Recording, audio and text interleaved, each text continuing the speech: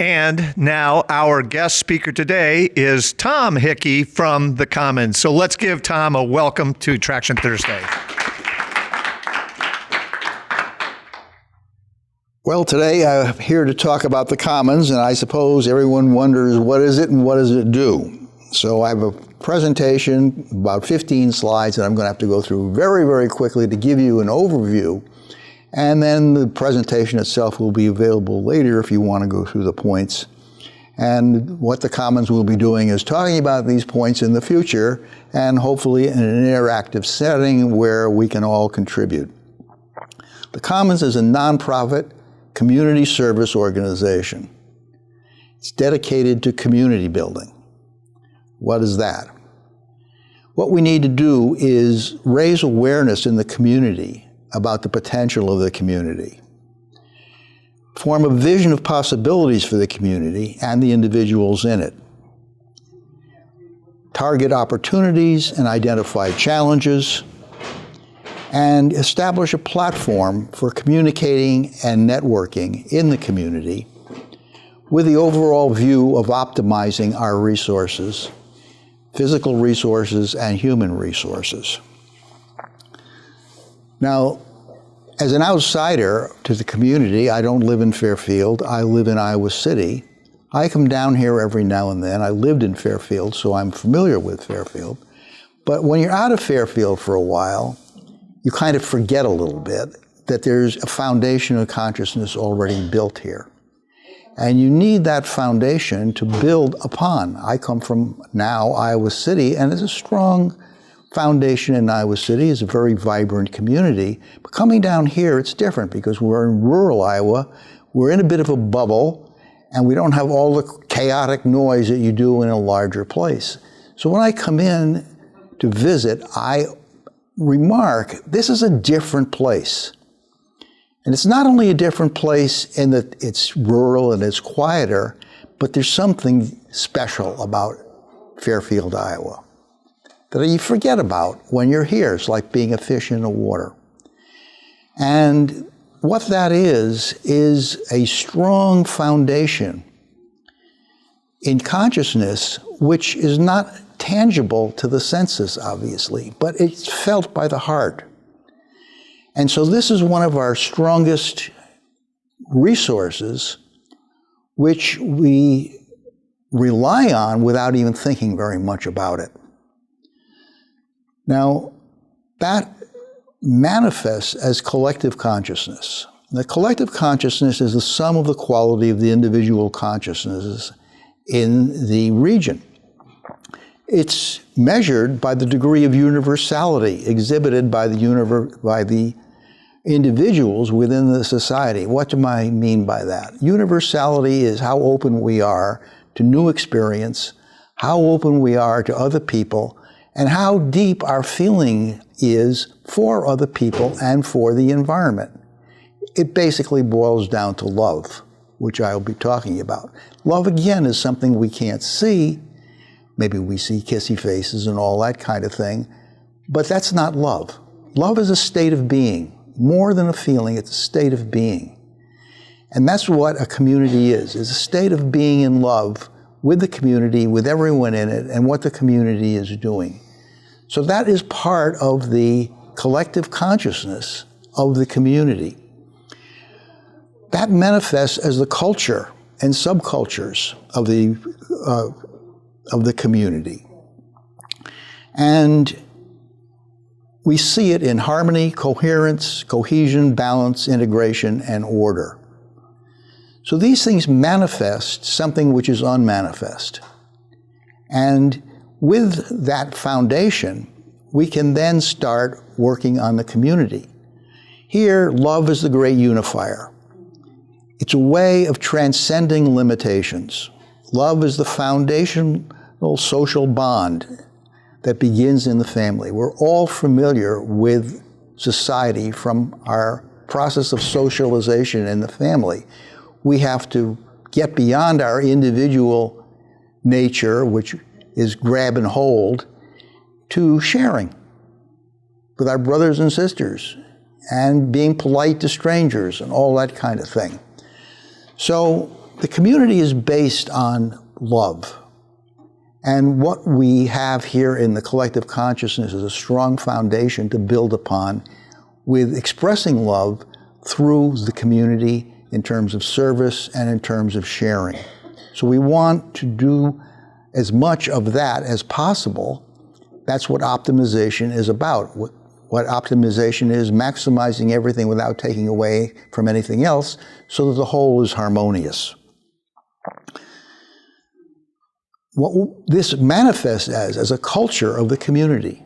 So we want to upgrade the culture of the community from lower functioning to higher functioning. Going back to this slide, one of my favorite quotes is from John Lennon and Paul McCartney, "Love is all you need." It really encapsulates very, very profound teaching in perennial wisdom. All the great teachers of perennial wisdom have emphasized love is really all you need. The way Augustine put it is, love and do what you will. If you do that, you're not going to hurt anybody. You're going to enhance life on every level. Community building. Maximize positive factors and minimize negative factors. We all know what the positive factors are and the negative factors, and every community has them, especially now we have homelessness, we have growing poverty, and we have sickness, we have homelessness, many, many challenges. So those are the negative things, and the positive things are the things we bring to it on the level of our ability to overcome those through virtues, replacing virtues with our vices. So the ratio of positive to negative factors sets the vibe. We all know what the vibe is from the lingo. And the vibe is something you have to grok. You feel it very deeply in an intuitive kind of a way. And a high-functioning community has a high vibe, and a low-functioning community has a low vibe.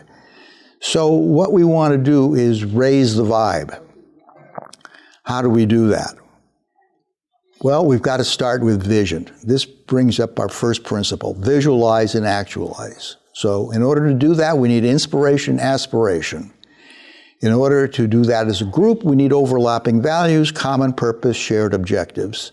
And this will enable us to cooperate on formulating a strategic plan. To do this, we need situational awareness, we need to reflect on experience, we need to identify opportunities and challenges, we need to apply creative imagination, use intelligence and creative problem solving, consider alternatives and options, and then decide on objectives, act on to achieve these objectives, and then adjust based on feedback. In order to do this, we need a communications platform. And communications platforms are something everyone is familiar with now through social media for peer-to-peer communicating and also within groups. So we need something like that in Fairfield to get us all thinking on the same level and sharing interactively and building on other people's ideas and appreciating the power of a group that's focused on a common goal. So the way that we'll do that is using the circle as a communications device. The circle is the ancient ways that indigenous peoples sat down in a circle and shared with each other. No interruption.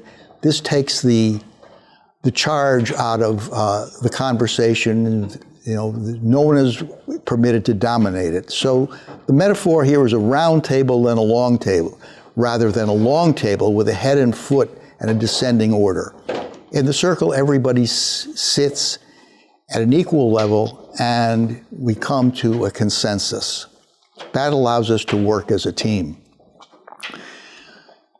In order to maximize our opportunities and reduce our challenges, we need to take a systems approach to see everything as a whole. If we just think of maximization and minimization, we're not going to optimize because some things are going to suffer while other things prosper.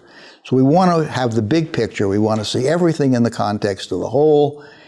And we got to realize that a community includes a physical system, a social system, a political system, and an economic system. And all of this can be understood in terms of an information system. So part of what we would be doing would be understanding how the system works in terms of the big picture. I'm going to skip over complex adaptive systems because for lack of time, but this is very important. This is not a simple system. This is a complex adaptive system with emergence and synergy. The whole is greater than the sum of its parts, and emergence means we can't predict what's going to happen based on what's gone before. We learn from feedback.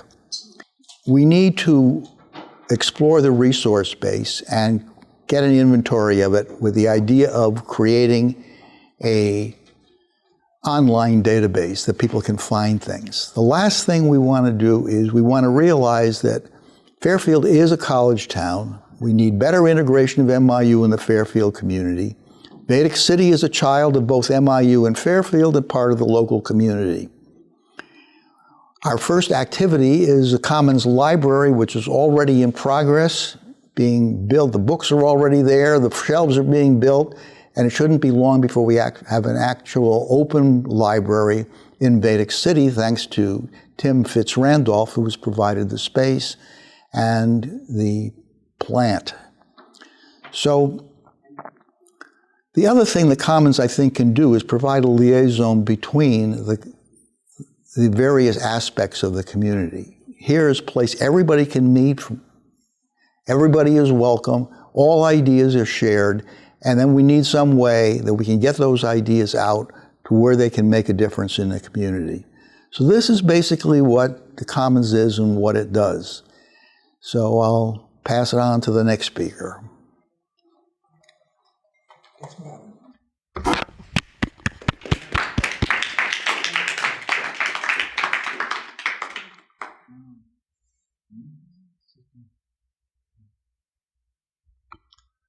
Okay, next up will be Bill Hickey. I'm going to be the introducer for Tom Stanley, and maybe I'll be able to talk about some of the other stuff. But I would like to introduce Tom Stanley because first time I met him was 1983? Before then. 2? 1? So 1981. And we were together in a business. And the fruit of business is fulfillment. And so we're still together in some type of business, the Commons, I guess. But it's, it's been a long while, 40-something years, many different businesses. And I was his chief of staff as he was a Raja, and then I just kept loving him and helping him, which is something I just can't stop doing. Anyway, he's a deep soul with a big heart and a great brain, and he never stops doing it. So I'd like to introduce Tom Stanley. Like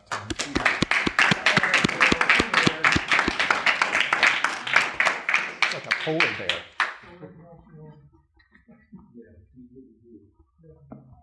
Well, thank you. You thought Tom Hickey's presentation was abstract. Just wait a minute. The Commons, we somehow came up with that name. And, I've known Tom forever too, and Bill very close in a lot of ways, probably, my top mentor after my father and Maharshi. I'd put Bill Hickey right up there. And you think, what is the Commons? And I'd say, wait a minute, you're breathing it. We all share the same air. We got the same light, the same sunlight, the same, geography around the sun. That's what we share. We're all in this together. The Commons is here whether we know it or not. So you think, okay, what is the Commons? But you're talking about something in Fairfield, an organization, like who runs it, what are you doing? It's a little bit of it, and we hope will be more. But really, everybody has, in this sea in which we live commonly, everybody has their objectives, everybody has what they're going after. And those are very practical needs. And they're needs that are not only practical, but to bring joy to their lives, to help others. You can think of that, though, as outward. What am I doing that I need for my life, that I need to accomplish there, or for my friend, or for my family, or whatever? And most of us heard this analogy about the arrow, and how if you're going to shoot the arrow that way, you got to pull it back this way. So you've got this sense of outer, and you've got the sense of inner, and that inner development really, as you're no stronger in the outer than you are in the inner. You've got to be, if you want to be stronger out there, you've got to be stronger in there. And that's something that is really, as Tom was saying, perennial truth, and it's something that we want to nourish throughout our world. But we can go further than that, because, okay, we accomplish something, we die. I'm sorry. I'm not going to be around here forever. None of us will. So what happens to what we accomplish? And the commons is more than that. We expect, probably, the air will still be here. The planet will still be here. So you look to the future. And the way you look to the future is by creating an infrastructure that's self-iterative. Because it's new people, and they all have to learn.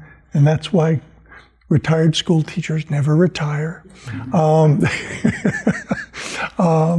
We all have to, bring up the next people on a constant basis so that there's a self-iterative process of growth and establishing a structure that can last into the, millennia. Sitting around in a circle is a tool. It's a tool for communication, for networking. So is, the internet, and all the communication channels are there. We don't know how long that'll last. We should use it while it's here, but we can't rely on any one thing, because you've got to have redundant backup. For creating a structure that for the whole planet brings an awareness of the commons, that we're all in this together. If you look to the future, there's another dimension to that too, just the way there was with the arrow. Forward, out, and in. You look to the future, you have to look to the past. And there's that incredible, and here it's very abstract, that structure that lasts is there in creation. And you've got to find it and build upon it and structure. It's, the eternal values that you've got to base your future on. And this is what we're about in the Commons. It sounds very abstract. It is very abstract. We also need to be practical, which is why we have an engineer. We need about 5 or 6 more engineers, at least, to create the infrastructure starting in this community and then moving out, we hope, online. There's already so much out there, connecting people, connecting communities, connecting people who are doing what? Ultimately, it comes down to one thing, which is why we're here at all alive, and that is nature's gift. Nature gives. It supplies the air. It supplies nature. The Sanskrit word is dan. It just gives. And so we're here to just give and create a sustainable future, as I say, hopefully into millennia, that can create both the inner and the outer achievement that people are looking for. It's a long, we're just starting. We're just barely starting. But hopefully we can accomplish something and contribute a little, starting here in Fairfield and then moving out from there. Thank you. All right. Excellent. Why don't we get the 3 of you up here and we will have some Q&A. I'll move this around and move some chairs over. Bear with me. Let's talk a little bit about some first steps and perhaps some integration between what we're doing here with Traction Thursdays, what we've been doing for this last year, forwarding ideas, having folks like you come. What are some of the first practical steps we can do to actually activate the Commons and start doing it, whatever it is? So it's difficult to do in this Traction Thursday environment because typically the format is here for one person to project information out to an audience and then have some Q&A, but that's not really interactive. And while we have a group consciousness, it's very passive and not brought up to the active fields that we can get the input from each person. So I would suggest, or I'll put out a floater, that we have another day, another voluntary day, obviously not on a Thursday, because we don't want to detract from Traction Thursday. But, how about a Monday or whatever, that we do a meeting like this, starting at noon and finishing at 1, and it could be a drop-in, but it's a lot better if you start together, whereby we practice one of the things that the Commons knows about. Tom Hickey and I have been doing this since the late 60s, and so we've got some practice in this. We sit around and we have a circle, and somebody's got the wand, and they can pass the wand to the person at the left and all this. But who's ever talking can talk about whatever they want for as long as they want, but you got to realize the reality that there are several people in the room, and so we can apportion some time or something, and I'll wave my hat or throw a gong at you or something like that if it happens to be overtime. But we want to hear from you who you are and who you want to be and where do you want to go and how can we help. The basic part of the Commons is how can we help? But it's not just us, it's all of us. And the resources in this room, I already know, are vast. And we get other resources from Fairfield, it will be more vast. So that's my answer to that. Tom, did you have anything you want to add to that, or the other Tom? There's always a step of making something concrete. That sharing, that networking, that enlivening of personal opportunity that comes when people sit and talk together and discover common interests is something that should then be uploaded to some, website where anyone can say, okay, I'm interested in X, crocheting or auto repair or you name it. Augustinian thought. We have a website. And so, the idea is that we want to put that together so that there's a community online. Most communities have this. Any group that is working on any practical point or not practical for fun, gardening, you name it, all those contacts are there so people can connect to other people. But what Bill was talking about sitting around in a circle, and because things come out, you realize, oh, there's a friend, and that's irreplaceable. So I've got two quick follow-up questions. Both of you mentioned that you were speaking in the abstract, and could you maybe narrow down what would be a tangible outcome as a result of the Commons that is maybe less abstract? Well, I think I talked about this in terms of the aphorism, visualize and actualize. We have to visualize a desirable future for ourselves and how that fits in together with other people in the community, so we optimize so that everybody gets what they want and nobody's worse off for it.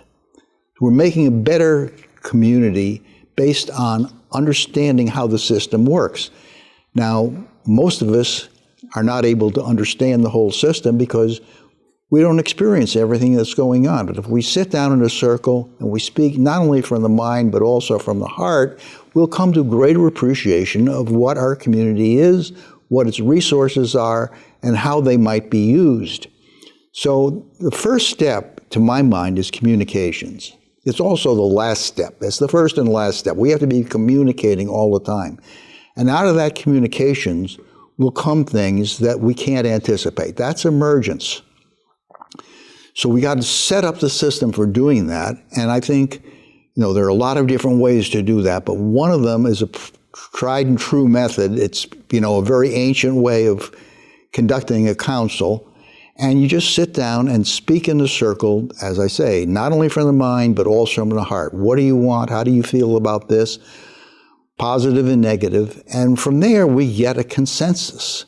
We can go forward based on that and start talking about how we're going to put this into action.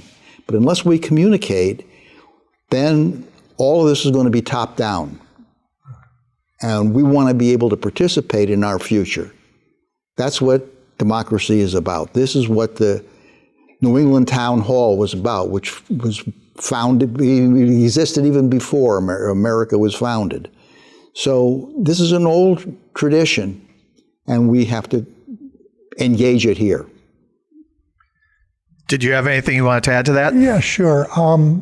We don't realize how important Fairfield is. It's one of the capitals of the world in terms of the, reaching down to the core of the earth and bringing out the best in people, the changes that are necessary. And so what I foresee, you asked practical, good. Let's establish a website that connects the different resources here in the community. Let's then publish those out to a wider internet audience, connect with other similar groups in other cities around the country and the world. There are resources of knowledge. I mean, obviously, we're not going to give automotive tools to someone in Georgia, but we can share knowledge on how to fix your car, and so all of that can be contributed to from people who care and want to help other people, and that can go out across the world through a dedicated platform, and ultimately you've got not only inner but outer, got outer and inner evolution and progress shared cross-community. Language is an issue, but. Okay. Do you know to your collective knowledge if there are any communities out there that are currently undertaking a similar organization such as the Commons? Tommy? Not that I know of. I believe there may be some traditional old, intentional communities that have this kind of thinking. People who decided, okay, these Quakers are going to go live here in this place and do that and live there. My understanding is that there may be a few that have that intention, but maybe not global. Okay. Questions? I'll have a comment on that first part and then another comment on the whole, commons idea. And then Durham, North Carolina has a large number of organizations that all have a online resource in which every organization working on sustainability and the new future is listed with a description, and I can put you in contact with that person. And then the other thing is, I see on this town-gown relations that there are, I think, 3 subcultures in town. One I would describe as the core at MIU.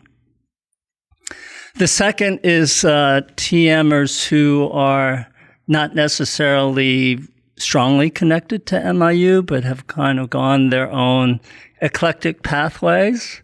And then there's the town itself. And so the circle idea, I love the circle idea, but the question that I've been pondering with others is how do we invite those three very disparate groups into one place where we have a circle? So I was just wandering back to the little story. I was wandering by Amma's place, which is next to the I Am Sanctuary, which is next to the Holy Mother Divine Church. And then there's the Bridge Church. So I wandered in and I talked to the pastor. And that was quite an experience, but it kind of reinforced the idea that there's this very large gap in which I'm not quite sure that there's an opening in, let's say, in those subcultures to actually come to the circle to have a conversation. And so the question really is, what's your thoughts on getting people to the table? Do you want to do that? No, shoot. You've got a microphone. Oh, yeah, here I am. It's simple. It's just start. And the person that's not here is Amy St. Michael, who spoke briefly at a time. She's undergoing an operation today, so she couldn't make it. But Amy and I meet, and we'll form these circles and get that going. But starting with 2 or 3, to get, so 2 or 3 would come together in my name and all this. But it is a little bit of magic that way. You start, and you don't need everybody, and the consensus comes out that everybody's got a high regard for each other, and that high regard extends to the possible high regard for somebody else. And the word of mouth advertising is the strongest, and hey, we're going to have this, and I don't know what happened, but I feel better, or something actually did happen. That was a good idea. Wow. So those things go and they grow as fast or as slow as nature responds. I would add one thing, a fourth community. We can't forget the large number of the farming community in Jefferson County. I went and had, decades ago, went and had a meal with Don Greiner, farmer out on Pleasant Plain Road, knew his son Mark, got to know the Adams brothers. Don't know if you all know them, but, everyone's a good person around here. And there will be people who say, no, I'm not interested. Fine, that's whatever they want. But the whole idea is that when one gives of oneself, you attract people who are interested, and magic comes, like you said, Bill. Let me add that the circle is not really the only way that we communicate. It's one technique that some of us prefer. But what I talked about in terms of communication was creating a communications platform. Communications platform is something where a lot of things can happen. Different activities can happen. We're familiar with the idea of platform from online. So Facebook is a platform. X is a platform where people gather. Different people gather at X and Facebook, but there's an overlap there. That's what platforms are good for. So we can have different circles or different groups operative in that platform, and they don't even have to interact, but they're acting and they're doing what they want to do from their particular perspective. Some people will have overlapping interests, and they will participate in different things, and we can all find out about that. So we don't have to be unidimensional on this. The platform is multidimensional. If we have the idea of setting up something which encourages communications in Fairfield, and part of that communication is how do we make this thing the best it can possibly be? Good. That's really a good. lot of people that are interested in that because it fits in with their own personal objectives, but they have different ideas, different values, and different ways they want to go about that. Fine. Yeah. We just would like to facilitate and get people thinking along those lines. Other questions? Here we go. Excuse me, gentlemen. That was an incredible presentation. I think this is something that a lot of people have like thought about in one way or another to have not only for like their own towns or their own communities. Like you go on Facebook, you can find a group for almost anything these days, but most of them are like free for all to where it's not like there's somebody like overseeing them. And for example, within, if you go on any Fairfield Facebook group, you know, tons of people go on there and post, but there's no free for all, or I'm sorry, it is just a free for all. There's no like oversight or structure within discussions or, you know, meetings where people come together, bounce ideas off of each other, you know, somewhat similar to what we have here. And just going for like some low hanging fruit from what I see here. And like, I'm looking at the board, you know, better integration of MIU and Fairfield community. I'm a student at MIU. I've been going for the past 1.5 years. I've brought up many times how there's no alumni network currently in place, and that apparently there was one not too many years ago. And the person, not gonna name any names, but there's a person running that many of us know. He's doing a great job. And then they just kind of cut the funding for it, you know, to have someone like overseeing it and like actively putting meetups together and like ways for people to actually do all this stuff that you're talking about. But like everything that you guys talked about in this presentation, it's like, I don't think there's anybody in the TM community or MIU community that wouldn't want this, you know? But then every time I bring it up and it's like, you know, like everybody says, yes, it's a great idea, let's do it. But who's going to oversee all of it and like make all the, you know, the setup and all the connections and get that going and make sure it doesn't die out? Because there's been little things that have come up but they kind of like die out eventually. Because it's kind of the nature of a university, you know. But I think with somebody like you guys, like the way you presented here, and also knowing that you guys also have a long-lasting relationship already built with MIU and like really solid, you know, credibility in the eyes of people that are running it. Like my question is just, if you already have presented this to, let's say, the president or the leaders of the TM community, have you gotten any feedback from them along these lines?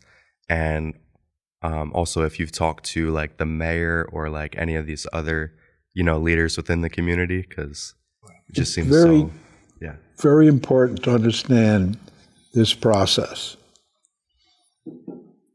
In presenting, which we're doing, is a very inefficient way to develop the heart.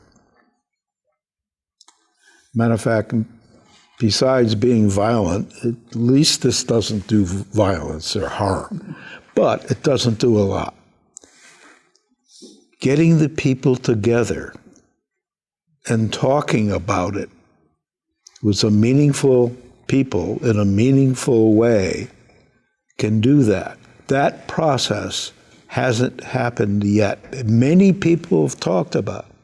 Many people have presented this. But a circle of interested parties, by interested, you know, it's in their field of accountability and responsibility, even for me as a townie, I have that responsibility.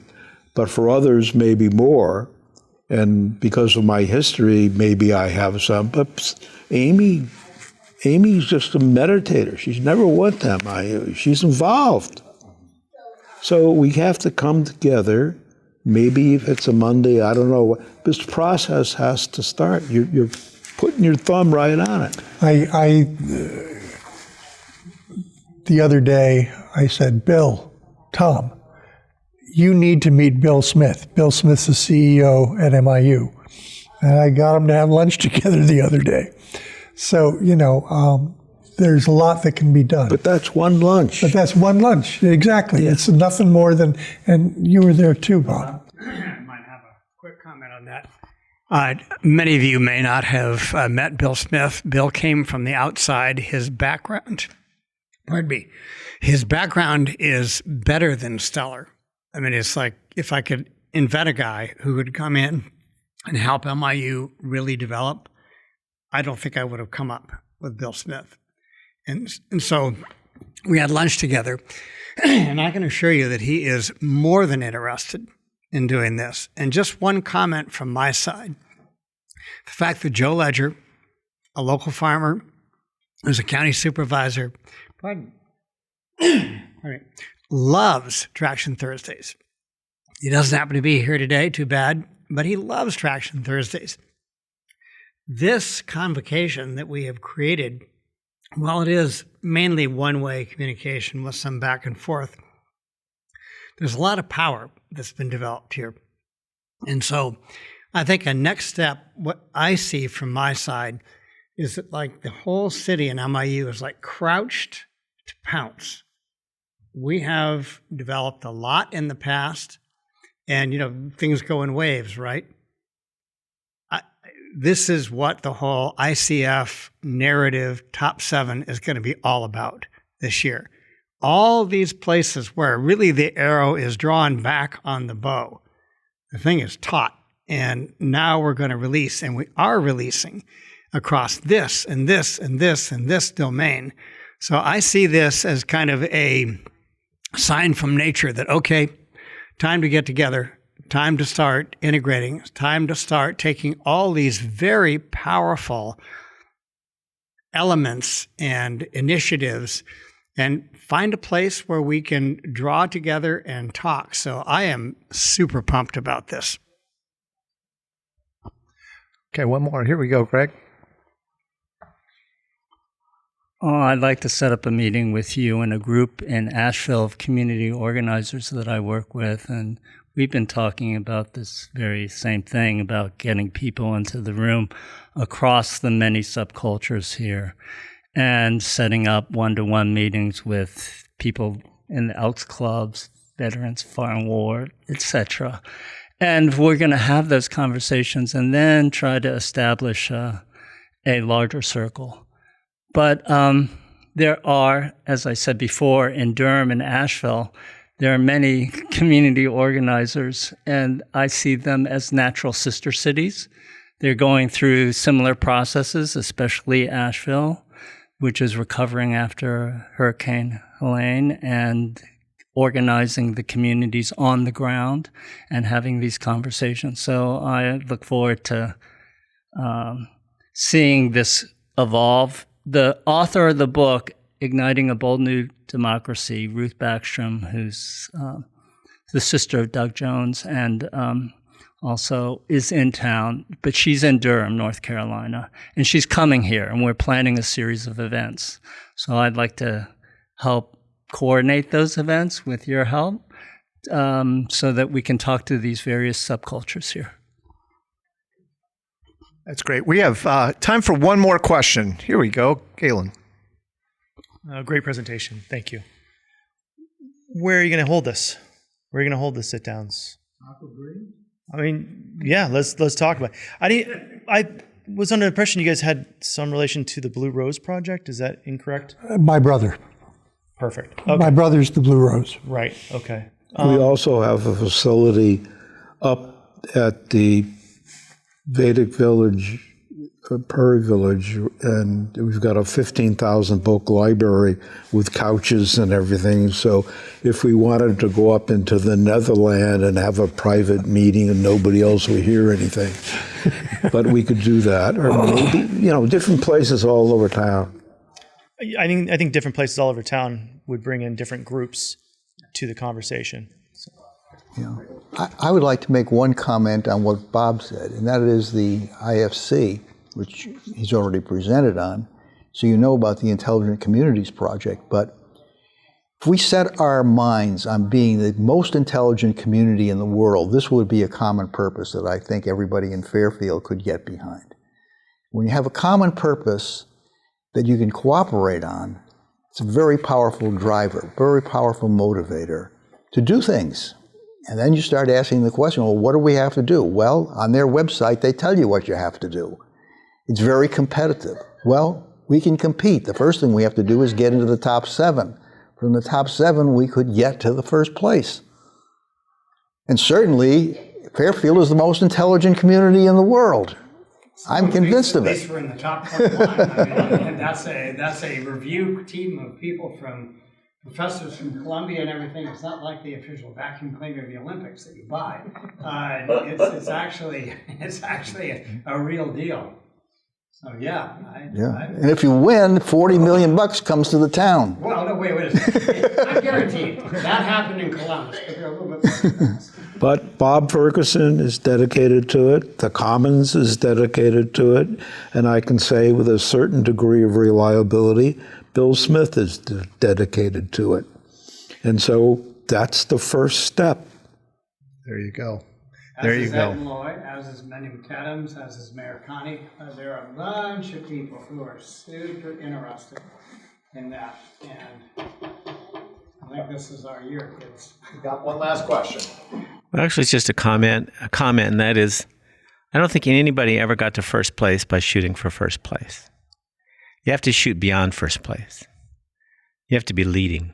You have to be ahead of the game. And even people in first place, let's just say in tennis, for example, they're still trying to improve. And so the idea of first place is not, oh, I'm on top of the pile. The idea is I'm ahead of the pile. I'm going farther than they're going. And to me, that's a bigger goal. It's a great comment. And with that comment, let's give these gentlemen a round of applause and appreciation.